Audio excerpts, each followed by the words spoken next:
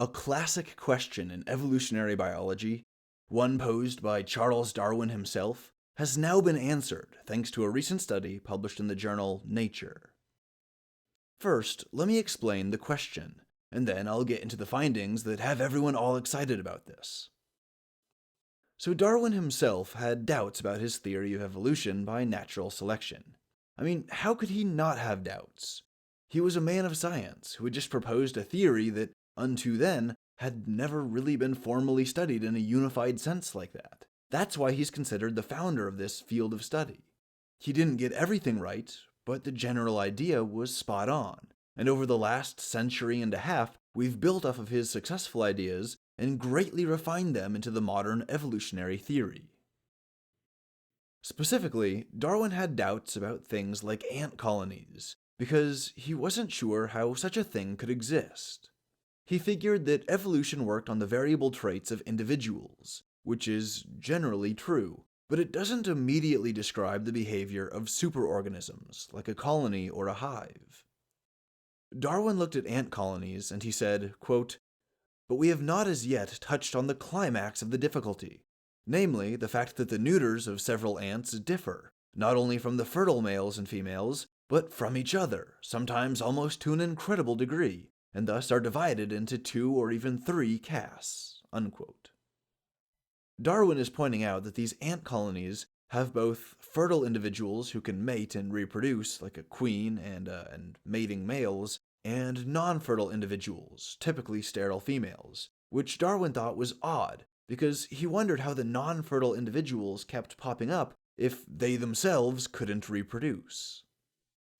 He also wondered how the sterile individuals had this huge diversity in their size and behavior, with some of them being workers and others being soldiers. This new study that I want to tell you about today found that this variance among the individuals of a colony, like those of the arthropod Pheidoles ants, involves a group of cells that exist in the larval stage. As the larvae are growing, at 2 points along the posterior surface, there are clusters of cells called wing imaginal discs. In queens and in males, these wing imaginal discs are sustained, and they grow into fully fledged wings. The full and proper growth of these wing structures is the product of a hormone cascade that also influences the mature behavior of this so-called leadership caste among the ants. But in the sterile female drones, the cells in the wing imaginal discs exist only briefly during the larval stage. Before these ants reach full maturity, these structures have largely withered and disappeared. But the temporary presence of those cells was still involved in a series of hormone pathways, even temporarily. Specifically, the disc organs didn't appear in the larva of small little worker ants. If you have a small little worker ant, when it was a larva, it didn't have these imaginal discs at all, and that's part of the reason why it's a small little worker ant. But the imaginal discs did appear in the larvae that would become soldiers, and the mass of the disc tissue was experimentally shown to be consistent and proportional with body and head growth during early development. A pair of full imaginal discs involved a hormone cascade during development that would create the soldier ant phenotype. What was at first thought to be just a rudimentary peripheral organ that appears and disappears during the fluctuations of larval development, it is instead the regulator of the soldier phenotype in the worker caste, which differentiates them from the tiny workers.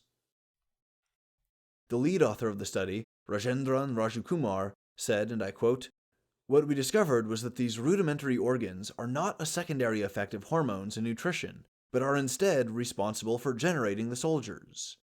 It is their passing presence that regulates the head and body of soldiers to grow at rapid rates until you get these big-headed soldiers with huge mandibles and big bodies." Unquote.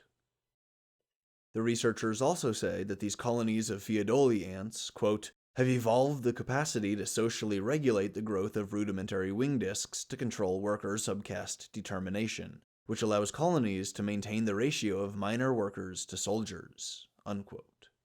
So when they say to socially regulate, this means that the soldiers will give off pheromone signals, and when there's too many soldiers, this pheromone signal is really strong, and it affects the larva and suppresses the expression of the wing imaginal discs, and thus will suppress the number of soldier ants that are born.